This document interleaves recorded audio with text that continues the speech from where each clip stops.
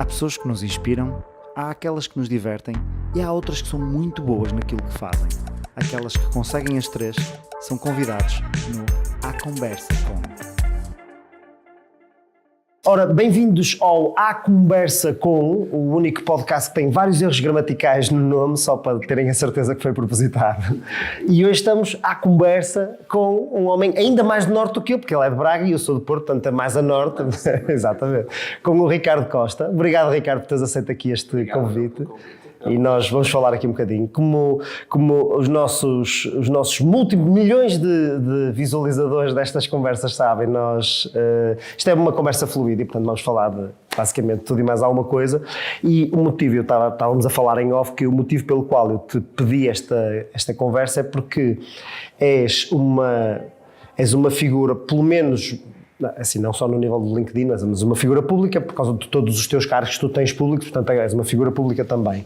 Mas a nível do LinkedIn és uma figura muito particular porque as tuas publicações têm um alcance muito grande e eu acho que há mais pessoas a conhecerem o Ricardo Costa do que a empresa que o Ricardo Costa lidera, apesar da empresa ser muito conhecida também por ótimos motivos, que é pela satisfação dos colaboradores, por todas aquelas coisas, não é? Há sempre aí uns tipos esquisitos em Braga, que dizem, uma empresa em Braga dá férias aos seus funcionários, não é? Assim, exatamente, vês aqui umas pessoas, estes tipos são os malucos, ok, tá. E portanto, eu gostava de falar contigo, basicamente sobre muitas dessas coisas, vamos ver para onde é que nós vamos falar. Uma das coisas que eu queria começar por falar era, e que eu acho que é uma dificuldade que eu noto muito no tecido empresarial português, e tu, como Presidente da Associação Empresarial do Minho, com certeza deves ver isto a acontecer in loco, não é? Que é, nas empresas de gestão familiar, há o problema das gerações, não é? Que é, normalmente o fundador da empresa faz uma empresa, trabalha duro, cresce, não é? Que à custa do seu suor, sangue, lágrimas, não é? Que se vão utilizar sobre essa sucessão, não é? E depois as próximas gerações nem sempre conseguem viver, não é? Nem sempre conseguem entrar dentro dos sapatos desse fundador. Coisa que aqui parece que aconteceu muito bem, não é? Ou seja, o fundador fez uma empresa aparentemente muito boa e as diferentes gerações têm conseguido manter essa grandeza e até aumentá-la. O que é diferente? O que é diferente? Acima de tudo, obrigado por estar aqui, por estares aqui hoje e por esta conversa. Acima de tudo, no nosso caso, são os valores que perduraram ao longo destes 66 anos e que foram muito bem incutidos, quer pelo meu avô, que teve a responsabilidade de criar. Ele não foi empreendedor jovem, portanto já tinha mais de 50 anos quando criou a Bernardo da Costa. A segunda geração, depois esteve à frente dos destinos da empresa durante mais de 30 anos e conseguiu, por um lado, pôr em prática diariamente esses mesmos valores e transmiti-los à geração seguinte. E eu tenho esta responsabilidade como membro da terceira geração. Eu há pouco estava a falar dos vários ditados que se usam, não é? Portanto, que a primeira constrói, a segunda mantém, a terceira destrói. Felizmente não tem sido esse o caso no nosso grupo empresarial. Não fizemos uma sucessão perfeita, é verdade. Há casos que eu conheço e que sim, há aqui um caso em Braga que é um exemplo de sucessão geracional, que é o grupo de casais, que foi capaz de, na segunda geração, desenhar um pacto de família que fosse assinado por todos os membros da família e que depois regulasse, digamos assim, como é que essa sucessão iria ocorrer no futuro, tanto ao nível das pessoas da família que podiam exercer cargos de administração, como até ao número de pessoas fora da família que também tinham que estar nesses mesmos cargos de responsabilidade. E, portanto, é um exemplo para a transição geracional de uma empresa familiar. Nós fomos fazendo de uma forma mais ad hoc, muito pressionados da segunda para a terceira geração, com uma crise que houve, e que foi mundial, a crise entre 2008 e 2014, e que nos pressionou a tomar decisões, algo que também eu não aconselho a nenhuma empresa familiar. Não devemos tomar decisões importantes de sucessão quando estamos pressionados por crises, devemos fazê-lo. O medo nunca é bom em conselheiro. Nunca é bom, devemos fazê-lo quando estamos num bom momento das empresas, num bom momento da família, porque depois acabamos por tomar decisões sobre pressão e algumas acabam por não ser as mais corretas. Nós fomos fazendo, houve aqui algumas quebras familiares que não deveriam ter acontecido, mas aconteceram, mas com uma empresa, acho que hoje podemos dizer que estamos mais fortes do que estávamos antes, e isso deve-se acima de tudo aos valores, como eu disse no início, que mesmo estando sob tentações de os ultrapassar momentaneamente, todas estas gerações decidiram não os fazer, e deve-se acima de tudo às pessoas também. Às pessoas que fazem parte da empresa, às equipas, acho eu, esta cultura organizacional que promove o reconhecimento, promove o bem-estar, promove a felicidade, promove este tão falado agora equilíbrio entre vida pessoal e vida profissional, e que é algo que não fui eu que comecei em 2017, quando foi criado o Departamento da Felicidade. É algo que em 1957, quando meu avô criou a empresa, já o fazia, de uma forma distinta, porque também os tempos eram diferentes, as pessoas também viviam sobre paradigmas e estilos de vida diferentes, sobre expectativas também elas diferentes, qualificações diferentes, portanto, muito mudou nestes 6 anos. O que nós fizemos foi adaptar esta cultura organizacional, que é muito forte, a esta mudança que foi ocorrendo ao longo dos tempos. Mas diz-me uma coisa, um dos problemas ou seja, que eu reconheço normalmente nestas questões o fundador da empresa passa muito tempo a fazer a empresa crescer. E, portanto, normalmente tem pouco tempo para dedicar à família porque está muito tempo no trabalho e, portanto, tem pouco tempo para passar os valores, para passar as ideias, para passar a dinâmica. E, portanto, as gerações que vêm a seguir, às vezes pegam numa coisa que nem sempre é a sua paixão pegar nisto, não é? Porque o teu avô tinha, com certeza, quando começou este negócio, tinha uma paixão pelo negócio, uma vontade de fazer este negócio. Por acaso, o teu pai e o teu tio também quiseram fazê-lo da mesma forma e tu agora queres fazê-lo, até numa vertente diferente. Mas até podiam não querer, só que às vezes vêm-se um bocado com o filho nas mãos e dizem agora esta é a empresa e é isto que dá, não é? O ganha-pão da família, é a coisa e temos que manter isto.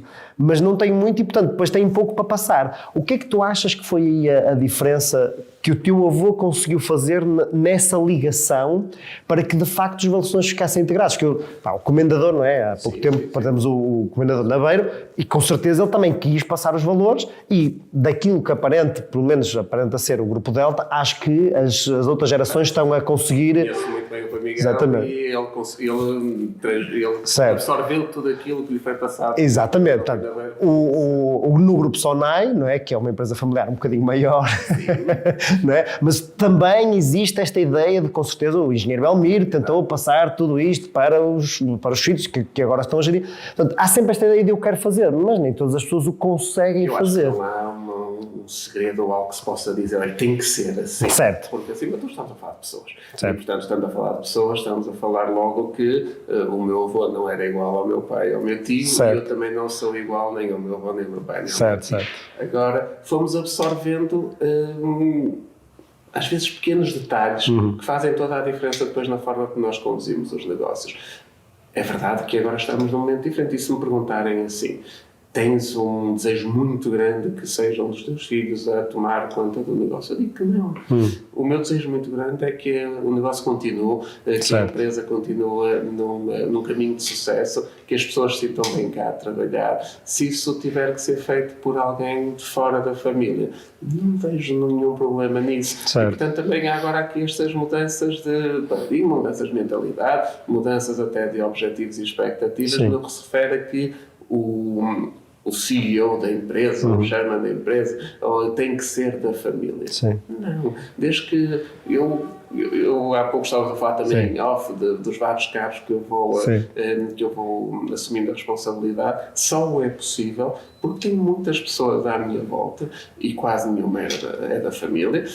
Aliás, a única pessoa que eu tinha da família comigo no negócio era o meu irmão, que infelizmente agora já não está comigo, mas as outras pessoas que estão comigo, desde umas há 15 anos, outras há menos tempo, há 10, há 7, algumas até há 2 anos, foram absorvendo os valores, os princípios, o que é esta cultura organizacional e põem em prática todos os dias. Portanto, não tem obrigatoriamente que ser da família. Esta questão de que a família tem que perpetuar, mesmo que isso não faça parte da vontade de cada um. A minha filha já quis ser bailarina, mas quer ser médica, portanto, muito provavelmente não vai ficar à frente do negócio da família, se assim pode dizer. Isso não me choca nada. Eu quero, acima de tudo, que eles sejam felizes. Trazer só para que exista uma continuidade familiar, mesmo que as pessoas não sejam felizes naquilo que estão a fazer e tenham que carregar este fardo da empresa, da família, não é algo que eu tenha esse objetivo, nem o vou fazer seguramente. Quando é que tu descobriste que tu querias fazer isto? Olha, eu licenciei-me em Engenharia Industrial. Durante o último ano do curso eu fiz um projeto que era passado em contexto de trabalho na Iaco Shoes, uma empresa de calçado. Fiz lá o estágio, acabei o curso e ainda continuei lá. E depois, ao fim de 4 meses, vi uma oportunidade que eu poderia ir para Cabo Verde, porque a Iaco tinha uma unidade em Cabo Verde. Sabia que o meu pai lá já tinha esse desejo. Gostaria, não é? Licenciei-me em Engenharia Industrial, mas a minha área é gestão e, portanto, eu desde pequenino que ia trabalhar para a empresa nas férias, ia ajudar no Natal a ligar as séries de Natal, as árvores de Natal, a reparar essas séries. E, portanto, havia ali uma ligação. E se me pergunta quando é que eu decidi ali no final de 2001. Mas desde muito tempo antes que eu achava que o meu futuro passava por ali, porque eu identificava-me, lá está, com o negócio, identificava-me com os valores. O meu pai, felizmente, eu sempre percebi que ele me ia dar autonomia para eu empreender, e isso foi fundamental no meu percurso. Aliás, eu quando entro na empresa, é uma empresa, hoje são 10, e portanto eu tive essa felicidade de o meu pai me deixar errar, me deixar bater com a cabeça na parede, e me ir orientando quando eu errava. Que tipo de pressão é que tu sentiste para cumprir com as expectativas de pai agora entrega? Sinceramente a pressão foi muito mais colocada por mim do que até pelo meu pai. Não, mas certo, ou seja, quando eu estou a dizer que sentiste é a tua própria pressão que sentes. Sim. Sou empreendedor, sou ambicioso, gosto de fazer acontecer, não gosto de ficar pelas ideias, e nem sempre uma grande ideia depois dá num grande negócio ou num grande projeto, porque depende das pessoas, depende das condicionantes, depende do momento, e falhei, errei muitas vezes, mas tive a felicidade de ter ao meu lado alguém que não me criminalizou pelo erro, isto é, simplesmente me disse, olha, tenta ir mais por aqui, e isso ajudou-me imenso, e por isso é que eu hoje tenho exatamente a mesma postura, e a minha equipa, eu sou o primeiro a dizer, inovem, tentem, errem, eu vou estar cá ao vosso lado da primeira vez que errar. A única coisa que peço é que não façam 2 vezes o mesmo erro, certo. É a única coisa que eu peço. Errar tudo bem, errar 2 vezes, já não. Inovar é errar, fazer é correr riscos, fazer é errar também, por isso sou muito defensor de que as pessoas acima de tudo façam.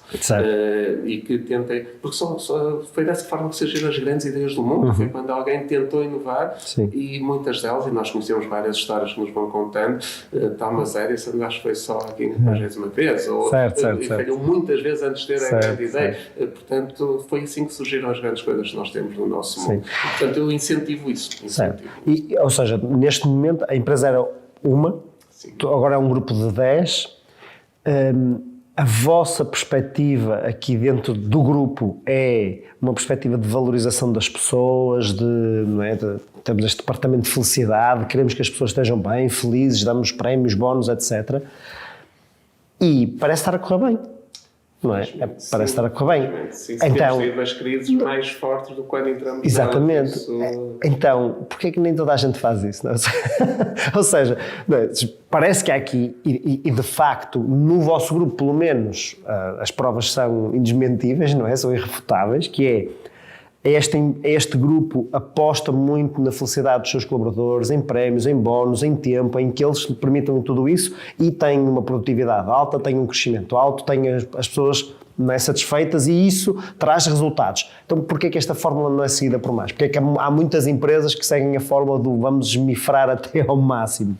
São culturas. outras. E atenção, eu também não digo que a nossa forma é melhor do que as outras, até porque há grupos empresariais que nós vamos tendo conhecimento de algumas coisas que não têm esta forma e se calhar financeiramente são grupos de muito maior sucesso. Os seus acionistas têm mais retorno no capital, exatamente. Capital, vamos chamar assim. São formas de olhar para as organizações, formas de olhar para as empresas. Nós acreditamos. Primeiro, as empresas são feitas para dar lucro, ponto.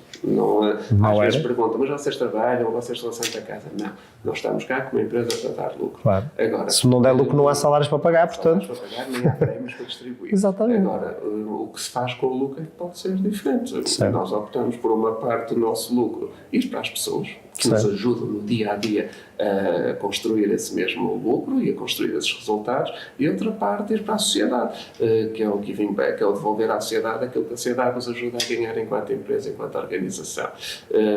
E depois a outra parte há de ser reinvestida e muito pouco é distribuído pelos acionistas. Aliás, em todos estes anos houve uma ou duas distribuições de resultados, foi muito importante.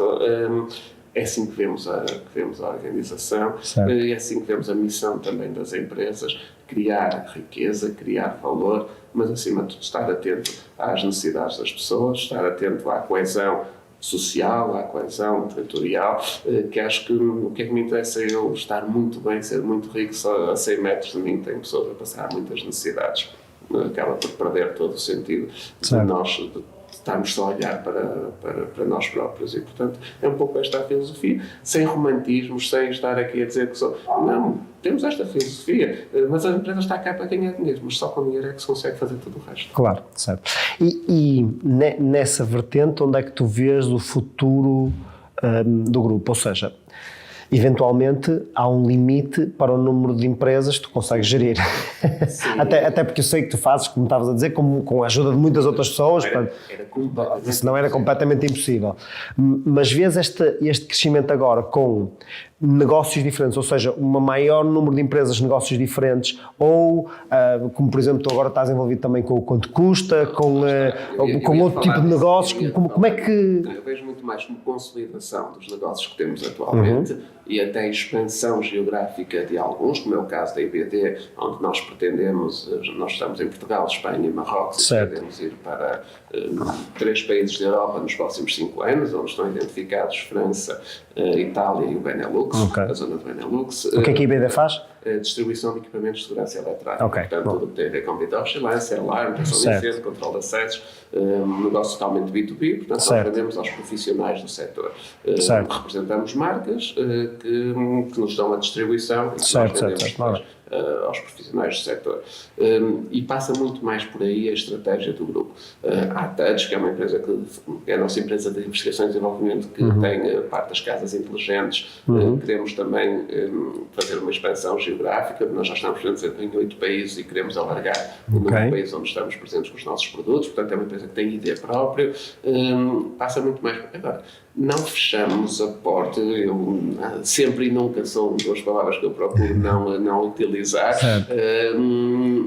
como aconteceu agora, quanto custa? É uma oportunidade que surgiu, um negócio que me atraiu imenso, uma identificação total com os fundadores e principais acionistas do quanto custa, a família Pimenta, os 3 irmãos, e decidimos fazer um investimento, entrar no capital. Eu acabei por ficar advisor do Conselho de Administração, porque é um negócio onde eu acredito muito e que acho que tem uma escalabilidade enorme, um potencial enorme, porque está em linha com o avançar deste mundo digital, desta transição digital, com uma capacidade enorme de chegar às pessoas. E, portanto, tudo isso atraiu este investimento. Não estava previsto, não fazia parte da estratégia investir. Foi uma oportunidade. Foi uma oportunidade que surgiu. Surgem muitas, é verdade, mas a postura tem sido sempre esta. És muito requisitado para isso, ou seja, as pessoas vendem em ti, obviamente, toda a gente com capital é muito requisitado, mas eu acredito que alguém que veja em ti um empreendedor de sucesso, um empresário de sucesso, procurem também dizer assim, eu gostava de ter esta pessoa como advisor, como no capital, como angel investor, como... Por via networking proporcionado pelo LinkedIn, por via da associação empresarial, acaba por surgir muitas propostas de investimento conjunto, de entradas em capital, mas lá está, 99% não se concretizam porque de facto não faz parte da estratégia, até ter, neste caso, mais responsabilidades, porque já são muitas, como eu costumo dizer, só tem 24 horas, eu gosto de dormir 8. Algumas, pelo menos. Só me sobram 16 e só é possível mesmo porque tenho pessoas fantásticas à minha volta. Certo. O quanto custa é capaz de ser o projeto mais B2C do grupo, não é? O resto é quase tudo daquilo que eu consegui perceber. Bernardo da Costa, mas que mesmo assim está muito focado para profissionais, não é? Para profissionais, pois. Com alguns programas financiados, como são os EFAs que nós temos agora, com formação modular para desempregados, e daí também acaba por apanhar alguns consumidores. Certo. Mas todas as outras empresas estão muito direcionadas para... O quanto custa, de facto, apesar do seu negócio, o seu cliente... Sim, cliente... B2B, são os parceiros que têm as lojas e que acabam por fazer parte do marketplace, mas... o fim é o consumidor final e com uma taxa de penetração muito alta, na ordem dos 4, 5 milhões de portugueses. Sim, é engraçado. Pelo menos vão lá comparar. Vou quase sempre quando tenho que fazer uma compra, vou quase sempre lá, pelo menos lá. Agora, se compro depois lá... Mas também o Marketplace é muito recente, portanto o comprador tem 17 ou 18 anos e o Marketplace tem 1 ano. Sim, agora a grande aposta é transformar aquela imagem que se tinha de um grande comparador e de queremos comparar, vamos ao quanto custa. Agora a ideia é que isso passe, queremos comprar, vamos também ao quanto custa. Sim, sendo que depois havia sempre ali, ou seja, eles apesar de não serem marketplace, eles conseguiam fazer, ao linkar-me, eu se clicasse lá para ter oferta, eles provavelmente tinham uma comissão qualquer por enviar para lá tráfego ou qualquer coisa assim do género, digo eu. Só mesmo pelo tráfego, não pela venda em si. Agora, a aposta é, sem dúvida, no marketplace. Certo. Associado ao comprador, é o melhor dos mundos, não é? Exatamente, sim. Sendo que os marketplaces têm explodido nos últimos tempos, é quase todas mesmo assim, Portugal ainda é dos países da União Europeia que menos e-commerce tem. Por isso também onde o potencial é maior. Porque desde a FNAC até à Vorta, não é? Mas se compararmos com a Grécia, eu tive estado, acho que nós temos 3 vezes menos utilizadores de e-commerce do que a Grécia.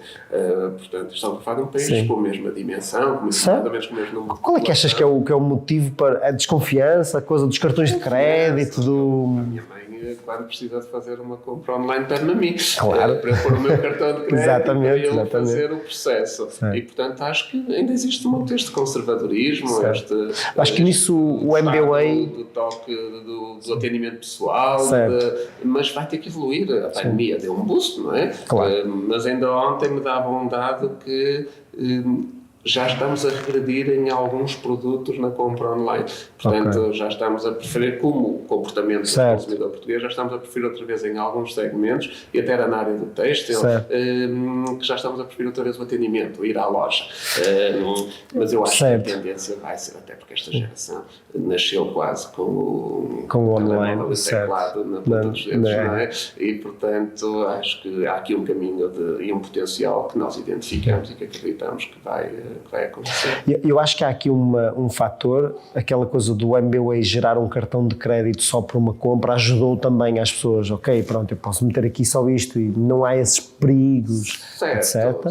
Atenção, eu vou ser sincero, eu não tenho, eu acho que é das pessoas na geração a seguir a minha, é que ainda existe muito receio da compra. É uma parte da minha geração e das que me sucederam, eu acho que já muito menos. A maioria já não tem. Agora, uma das coisas que eu acho que pode fazer aqui às vezes a diferença em algumas coisas e que eu noto quando eu faço muitas compras online e noto em algumas coisas que é, por exemplo, comprei um telemóvel para a minha filha e fui ver quanto custa, vi lá os comparadores e depois escolhi um e mandei vir. Aquilo era uma loja de Coimbra, por acaso, mas podia ser de Espanha, não é? Para o caso, mas pronto. Eu obviamente fui ver a loja, depois fui ver pá, será que há aqui reviews boas desta loja, não sei o quê, fui ver, pesquisei um bocadinho do que era a loja, porque não conhecia, não tenho tanta confiança como se for ao site da FNAC, comprar na FNAC, ou na Vorten, ou qualquer outra coisa da credibilidade, fui ver, ok, tudo bem, mandei vir. Só que eu acho que é o pós-venda que às vezes em alguns produtos chateia as pessoas. Por exemplo, aquele telemóvel por algum motivo não estava a funcionar bem. E eu devolvi, eles devolveram o meu dinheiro sem problema nenhum. Ou seja, isto não é problema nenhum. Mas para resolver a questão foi, mandam um e-mail, agora entretanto respondem, depois mandam uma mensagem, depois respondem, depois não perceberam bem, depois olha, eu se calhar não me estou a explicar. Depois... E às vezes esse processo é mais chato do que eu pego o telemóvel e vou à loja e digo, olha, isto não está a funcionar, eles trocam. Ou seja, às vezes há ali um processo que é um bocadinho mais chato. As marcas e das lojas que querem apostar no online tem seguramente a ver com pós-venda. E por isso é que a Amazon tem o sucesso que tem, porque de facto eu nunca tive nenhum caso, mas o que me reporta é que é muito fácil. Não, já liguei para lá. Ligo para lá, atendem muito bom. É brutal. Muito bom. Eu acho que sem dúvida. O que é que nós, mais uma vez, se reflete aquilo que eu digo muitas vezes. Nós em Portugal, o nosso tecido empresarial é composto maioritariamente por micro, pequenas e médias empresas. Certo. Que por esta dimensão não conseguem ter os recursos necessários para fazer face às vezes a booms ou a picos. Certo. E falha uma vez, falha duas vezes, falha três vezes no pós-venda, pela sua dimensão, porque não conseguem ter as pessoas necessárias para fazer face a esse pico de chamadas e acabam por falhar. E depois isso vai gerando mais opiniões e mais reviews. Eu acho que é tudo uma questão de dimensão. Por isso é que nós na EMINHO falamos muito em pontos, em parcerias, em fusões, em aquisições. Sim. Nós precisamos dar dimensão ao nosso tecido empresarial. Nós precisamos dar escala para podermos competir no mercado que é cada vez mais global. E se ele já era global no físico, ou no tradicional, agora com o online, então game changer completo, exatamente. Muda completamente a forma como nós olhamos para o negócio.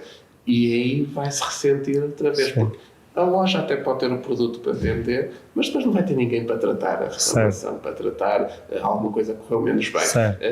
E isso vai-se ressentir muito no futuro, e por isso é que estes parceiros que o Quanto Custa vai identificando para ser de facto os parceiros para o marketplace, temos muito cuidado, e por isso é que eles não são 10 mil ou 50 mil, neste momento são 1.300, 1.500 ativos, porque são para garantir que o serviço depois é bem prestado. No muito trabalhado, etc. Que não é só enviar um produto e acabou ali.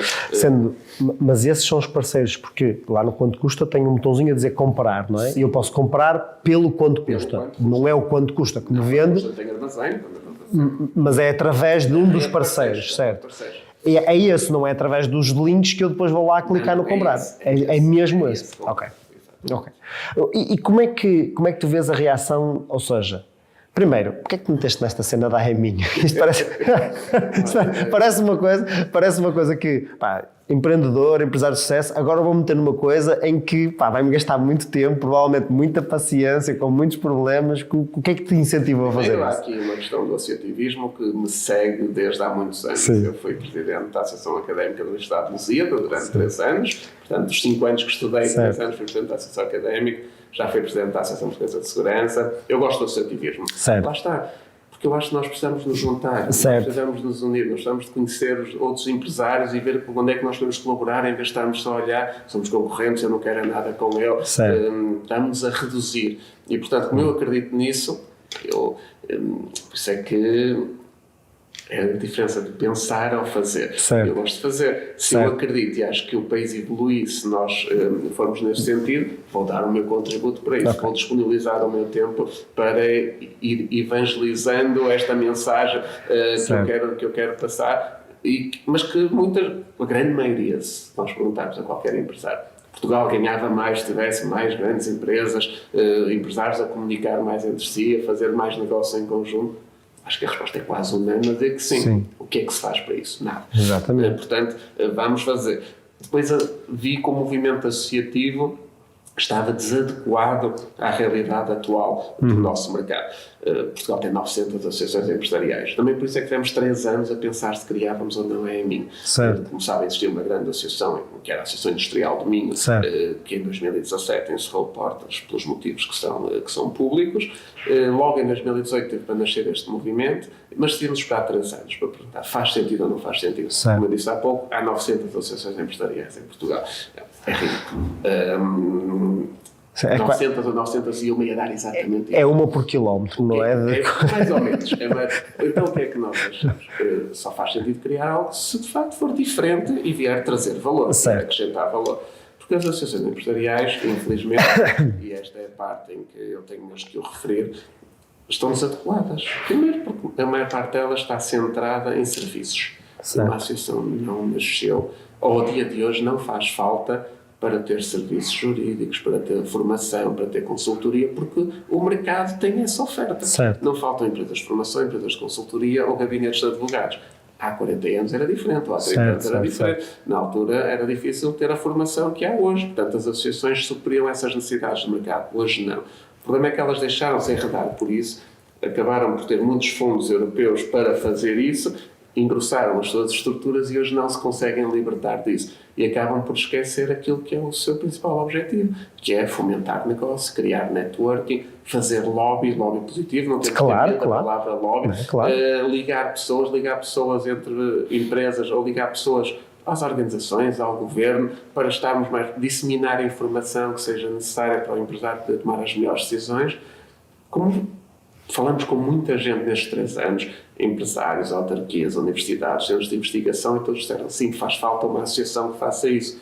E é assim que em 2021, em contexto de pandemia, nasce a EMIN, e que hoje acho que podemos considerar que tem sido um projeto de sucesso. Já temos quase 200 associados, médias e grandes empresas, muito do setor industrial, setor tecnológico, empresas nacionais que se reviram na EMIN e que não têm a sua sede no Minho, mas decidiram juntar a nós, como por exemplo o Grupo Salvador Caetano, a PwC, a Redes mais recentemente, que viram aqui uma lufada de ar fresco no movimento associativo.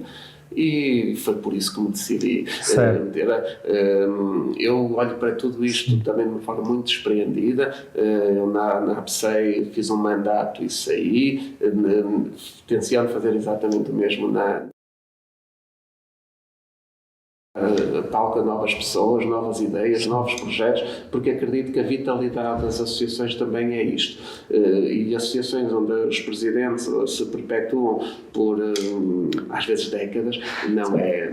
Eu acho que, sim, eu acho, por acaso, essa é uma questão que eu tenho e que já falei com um amigo meu, mais a nível da política até, mas que é comparativo com todas as outras coisas, que é, por um lado, há uma enorme vantagem nos mandatos únicos, não é? Que é, eu vou lá, eu cumpro o meu mandato e estou livre para outras coisas e, portanto, não tenho pessoas que são políticos profissionais ou presidentes de associações profissionais. Nem dia do mandato a pensar como é que você... Exatamente. Não há essa perspectiva de eu não tenho que fazer medidas eleitoralistas porque já sei que não vou ser eleito e, portanto, há ali uma série de vantagens. Por outro lado, isto também nos retira de aquela pessoa era mesmo boa a fazer aquela coisa, porque é que ela não pode continuar? Tem que haver mais pessoas boas.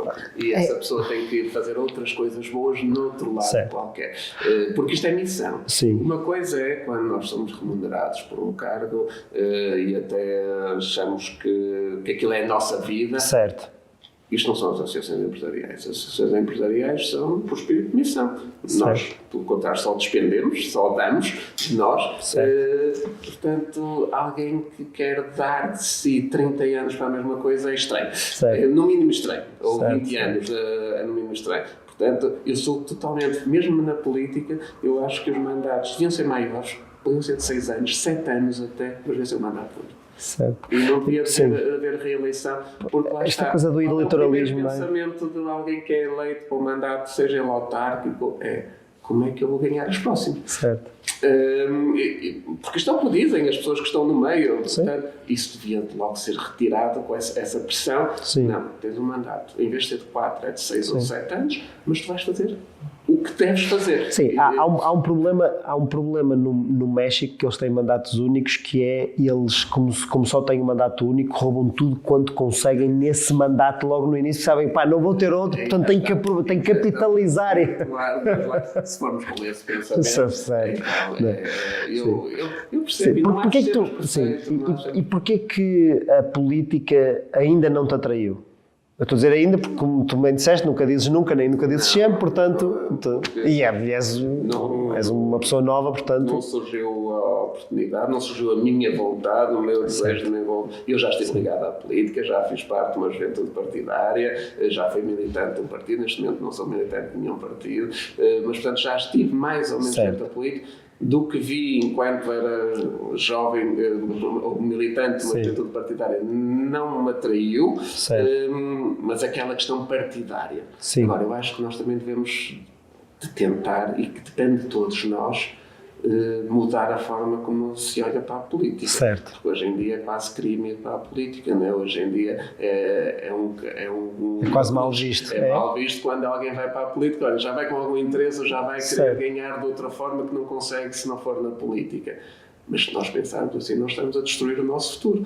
Porque quer queiramos, quer não, nós vivemos numa democracia onde os partidos têm a sua importância, mas os movimentos cidadãos também têm a sua importância. Sim, e as pessoas é que são as que fazem a diferença. A política não pode ser conotado como algo negativo. O ir para a política tem que ser conotado como alguém que quer prestar um serviço público.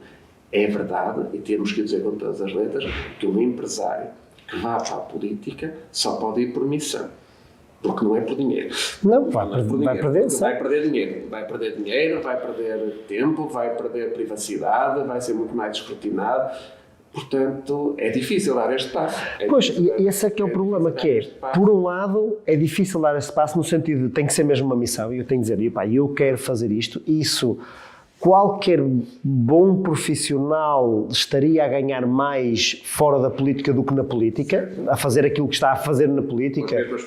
O Vítor Gaspar, não é? O Vítor Gaspar, como Ministro das Finanças, ganha muito menos como o Vítor Gaspar do IMF, não é? Seja do FMI, seja de qual for o organismo. Portanto, há aqui tem que haver uma questão de missão, mas por outro lado, parece que talvez exatamente por causa disso, e também por causa do escrutínio, e também por causa da opinião pública, parece que a maior parte das pessoas que vão não tem qualquer experiência, não é? É quase malta que tem muito pouca experiência. Não tem nada. É um bocado isso, não é? Não tem nada a perder, tem tudo a ganhar, não é? Porque vão criar contactos, vão criar relações, vão fazer redes, vão fazer essa coisa toda. A gente pensar assim, nós estamos a entregar os destinos do nosso país, das futuras gerações, do que vai ser o mundo para os nossos filhos, o país, neste caso, Portugal, para os nossos filhos, a pessoas sem experiência, sem terem demonstrado nada e que chegam à política por carreirismo nos partidos. Isso é o pior que pode acontecer. Porque isso depois vai continuar a estragar a imagem que nós temos dos políticos. E é verdade que nós hoje olhamos para a nossa Assembleia da República, para o nosso governo, e perdemos referências, não é? Quando se olhamos há 30 anos, nós olhávamos e vimos ali pessoas que nós considerávamos referência. Sim, pelo menos idóneas. E hoje nós olhamos para essas, ou pelo menos são muito poucas. Certo. Ainda as existe, felizmente. É pena manter esta resta de esperança que isto pode mudar, mas, portanto, depende acima de tudo de nós. Mas achas que isto vai... Também não se pode pensar que a pessoa que vai para a política é perfeita. Ou que nunca errou, ou que nunca teve uma multa de trânsito, ou que nunca cometeu um erro que depois há de pagar por ele, seja por uma coima, seja por uma multa, seja o que for. E temos esta ideia de endeusar as pessoas que vão para a política. E depois temos um conjunto de órgãos de comunicação social que rapidamente transforma esse endeusamento numa criminalização por uma pequena coisa. E acho que é isso que está a afastar as pessoas da política. Hoje em dia as redes sociais também vieram dar um palco onde qualquer um atrás de um teclado ou de um telemóvel pode dizer o que quiser sem ser punido por isso. E isso, no momento certo ou nos órgãos certos, tem uma replicação também muito grande e tudo isto acaba por condicionar. Agora, eu acho que devemos lutar contra isso e quem sentir que tem de facto a capacidade de acrescentar algo, de dar valor a uma missão, a um cargo ou a uma responsabilidade, deve fazê-lo, porque senão vamos continuar a destruir aquilo que é o nosso futuro. Certo. O que é que tu achas que isto vai lá com com estes novos partidos que têm surgido e que trazem aqui uma lufada de ar fresco, pelo menos nas ideias, falando de uma vertente mais económica, as ideias da Iniciativa Liberal, por exemplo, são ideias muito diferentes daquilo que estava a ser falado e quanto mais não seja, mesmo que não sejam aprovadas, têm o mérito de trazer para a praça pública conversas sobre, olha, há aqui uma forma completamente diferente de fazer as coisas. Eu acho que é salutar o aparecimento destes novos partidos, em concreto o que referiste à Iniciativa Liberal. Acho que é uma lufada de ar fresco nos partidos tradicionais. Depois tem as dores de crescimento que qualquer organização tem, as empresas também as têm. Outras pessoas de outros partidos que têm ali uma oportunidade de dar o salto e depois acabam por ir minando o espírito inicial com que se forma o movimento. Eu sou muito defensor dos movimentos cidadãos. Eu acho que, e nós temos um exemplo aqui ao lado, na tua cidade, do Rui Moreira, que conseguiu criar um movimento à volta de uma ideia, de um projeto e que é de sucesso. E estes 10 anos falam por si. Eu acredito. Agora, é difícil às vezes sem os partidos. Sim, acho que a nível nacional é mais difícil. Ou tem a capacidade financeira, de facto, de chegar às pessoas, ou tem os mídias ao seu lado para chegar às pessoas, ou então fica muito mais difícil sem a máquina. Sim. A máquina partidária. Vamos ver uma candidatura autárquica. Há um movimento de cidadãos, até pode concorrer à Câmara, mas depois não consegue concorrer às freguesias todas. No Porto, isso foi possível, o Porto tem 7 freguesias e, portanto, acabou por dizer, mas o resto do país não é o Porto. Não é? Barcelos tem 89. Certo, e com as regras que foram impostas agora, exatamente para cada lista tem que ter não sei quantas... Isso acaba por ser difícil sem as máquinas dos partidos. É um bloqueio ao movimento dos cidadãos. Certo. Isso foi a grande crítica do movimento Rui Moreira, exatamente essa. São os partidos a defender o seu. Acaba por ser, mas os partidos, se não se reinventarem, e principalmente os 2 maiores partidos nacionais, a PS e o PSD, vão ver a sua representatividade muito reduzida no futuro. Sim, quanto mais não seja... abstenção. Sim, logo por aí. Acho que esse é logo o sinal. O comportamento das pessoas em relação à vida do país, à vida política do país. E depois a própria representatividade deles próprios. Não é?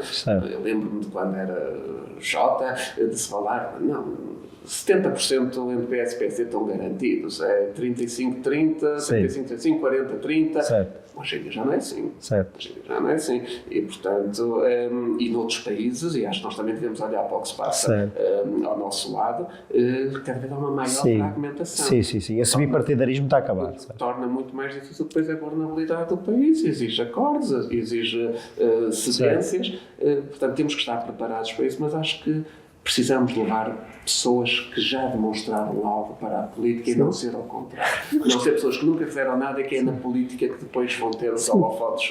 Ou pelo menos termos políticos que depois vão procurar as pessoas para fazerem as políticas que fazem sentido, não é? Como a Eminho tem sido, na tua voz, tem sido bastante crítica de algumas das decisões do governo de temos que fixar os salários nisto, temos que mandar para aquilo, temos que fazer não sei o quê. Eu ainda ontem li eu não sei se foi o ECO a pôr uma mensagem descontextualizada, porque eu não tive a oportunidade de ler a entrevista toda, ou de ler tudo o que o Primeiro-Ministro disse, ou mais uma vez, as empresas têm que fazer um esforço para pagar melhores salários. É ridículo. As empresas todos os dias fazem um grande esforço para pagar melhores salários. Uma grande maioria das empresas até paga ótimos salários, só que depois vem o Estado e tira o silent partner de todas as empresas e todas as pessoas. Desses mesmos salários. Portanto, não ponham nas empresas o único ônus de pagar termos melhores salários em Portugal. É verdade, sim, as empresas têm uma responsabilidade enorme, mas o Estado tem uma responsabilidade, se calhar, ao dia de hoje, com a carga fiscal, é ainda maior. Porque uma empresa que paga 2.000 euros de salário, que é um bom salário, para os nossos padrões para o colaborador depois levar 1.300 ou 1.350 e o Estado levar 2.700, ou melhor, ou o custo para a empresa ser 2.700, não tenho a dizer que isso é justo, ou que as empresas não se preocupam em pagar um bom salário. Não. Por isso é preciso fazer uma reforma fiscal. E a mim nisto tem sido muito coerente. Nós nunca pedimos uma baixa do IRC. E se o governo tiver que dizer, nós para baixar o IRS temos que subir o IRC, que o faça, mas que seja transparente. Dos lucros das empresas, venham buscar mais 3%, 4%, nós nem a mim nunca pedimos. Agora, têm que baixar o imposto sobre o trabalho. E há que a cabeça está o IRS. A cabeça está o IRS, que é aquilo que permite depois estimular o consumo, que as pessoas tenham um ordenado digno para viver, para poder... Portugal deixe de ser conhecido por um país de mão de obra barata, que é outro problema que nós temos que resolver em Portugal, que ainda também temos muita gente a dizer o Paquistão agora no texto... Portugal não se pode equiparar ao Paquistão, não venham com essa história. Portugal tem que se equiparar aos países do centro da Europa, aos países do norte. O problema é que quando somos ultrapassados pela Roménia e pela Bulgária no PIB, de repente vamos nos ter que comparar com o Paquistão, não é?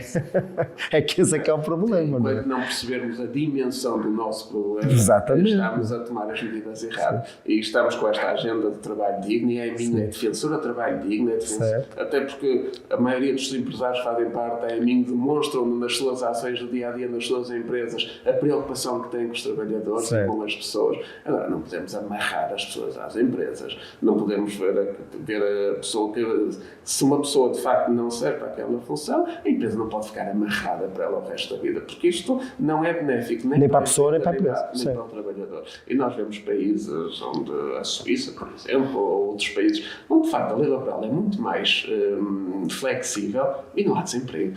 Não, aliás, se for... Está nos 4,5%, por isso...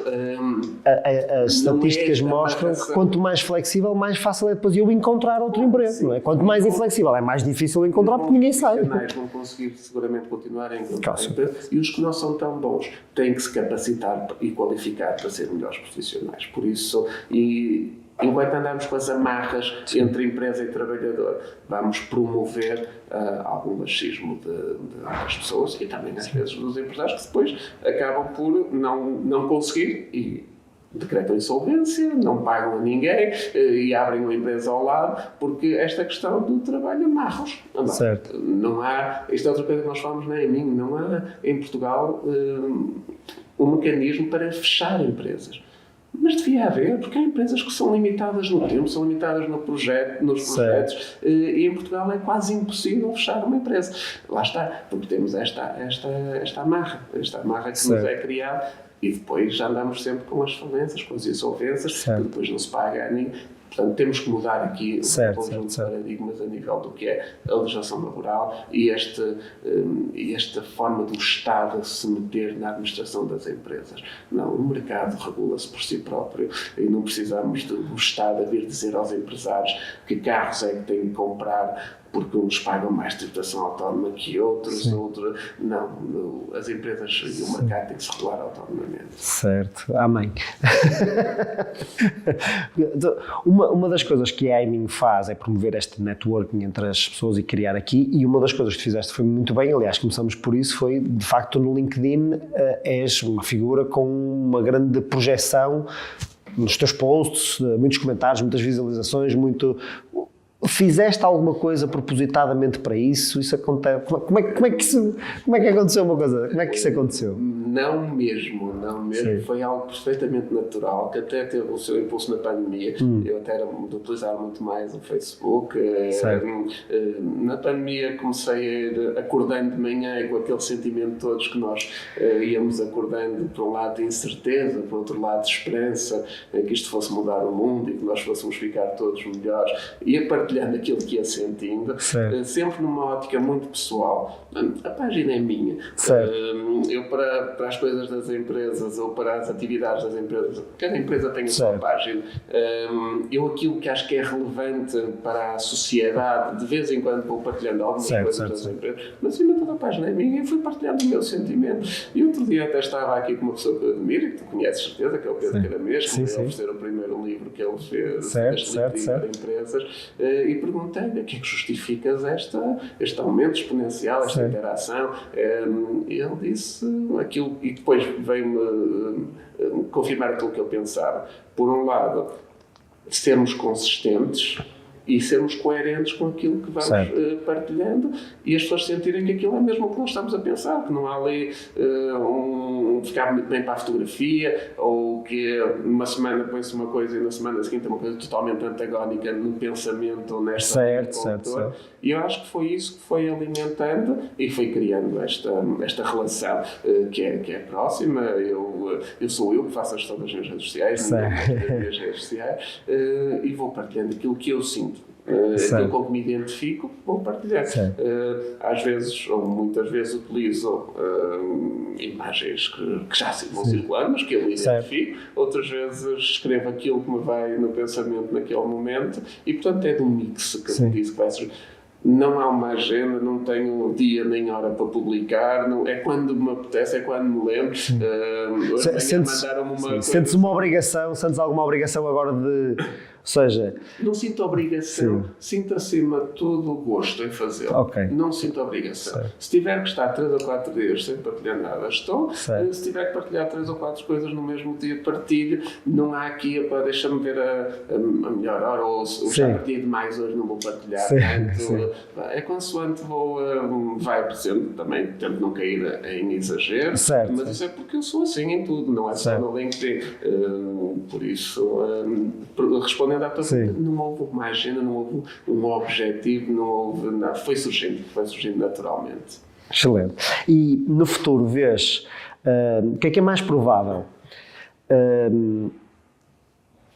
Presidente da Câmara de Braga, Presidente do Braga, Presidente, Primeiro-Ministro, ou continuares mais 5 projetos de empreendedorismo? Onde é que tu vês, o que é que tu daqui a 10 anos gostavas de ter criado como marca para ti e para a sociedade? Olha, ao dia de hoje vejo, é uma pergunta que me fazem muitas vezes, Presidente do Braga, do Clube de Braga, impensável, ou melhor, lá estou eu a dizer nunca mas é algo que eu não vislumbro de todo. Não me atrai o futebol, acho que é algo que muito gerido pela emoção e eu gosto da razão, apesar de ser uma pessoa emocional, mas gosto das coisas onde nós podemos ter alguma intervenção e onde os 2 centímetros do poste não podem fazer com que os nossos filhos sejam insultados no dia a seguir na escola porque aquela bola foi ao poste ou porque o avançado cabeceou acima ou abaixo. E acho que o futebol é muito isso. Eu tenho amigos no futebol, o meu melhor amigo é presidente de um clube de futebol e, portanto, eu vejo que ele sofre. Portanto, para mim, ao dia de hoje, não se vislumbra sequer nada relacionado com isso. Também não me atrai nenhum cargo no governo. Lá está, acho que perdemos pouca intervenção efetiva na vida das pessoas, como Ministro, como Secretário de Estado, ou até como... Mas é que podias mesmo mudar as políticas, ou seja, aquelas coisas da reforma fiscal, estávamos a falar de... Quer dizer, há uma parte que passa por o Parlamento, mas eu acho que o Primeiro-Ministro tem muito pouca intervenção nessas coisas, porque vou dizer, olha, isto foi mais ou menos público, isso eu posso partilhar. Esta questão do ambiente, onde há 20 e tal organizações que tutelam o que é o ambiente em Portugal, nós tivemos o Primeiro-Ministro numa sessão pública a dizer quando foi Secretário de Estado, pediram para fazer uma reunião com todas as organizações do ambiente e que ele desistiu. E hoje é Primeiro-Ministro e reconhece que não pode fazer nada em relação a isso. A máquina está grande demais. A máquina está tão grande que a capacidade de intervenção é mesmo muito limitada. Vejo-me nestes projetos sociais, vejo-me no movimento associativo e ao dia de hoje é nisso que penso mesmo. Enquanto estiver na EMIN, o que eu menos quero é que se alguma vez passe a imagem que a EMIN será um trampolim para alguma coisa. Não, estou na EMIN de corpo e alma, termino o meu mandato daqui a mais ou menos um ano, portanto em maio de 2024. Estou numa fase, como toda a gente sabe, mais difícil para tomar decisões, até porque estou numa reestruturação, quer pessoal, quer profissional, devido ao que aconteceu com o meu irmão. Não faço projetos. Depois de maio de 2024, logo analisarei, irei ver onde é que eu só consigo fazer algo onde acredito que posso fazer algo melhor, onde acredito que posso acrescentar valor. Portanto, nessa altura irei analisar e ver o que é que poderei continuar a fazer. As empresas são algo muito importante. Toda a gente que me conhece sabe que eu disse que eu não me quero eternizar também na função da empresa. Eu acho que lá está, da mesma forma que eu defendo para as organizações, também defendo para a empresa. É preciso gente nova, novas ideias, novos projetos, nova dinâmica, e enquanto eu puder proporcionar isso, por isso não estou agarrado a nada, e este desprendimento também me dá esta liberdade, que é uma das coisas que eu mais prezo. É a liberdade que fui conseguindo ao longo destes anos, e ainda não a consegui na totalidade, que é pensar, dizer e fazer exatamente a mesma coisa, que é o expoente máximo da liberdade. Certo. Fantástico. Olha, Ricardo, muito obrigado por esta conversa. Acho que foi espetacular. E muito sucesso para todas as coisas. Obrigado. Obrigado.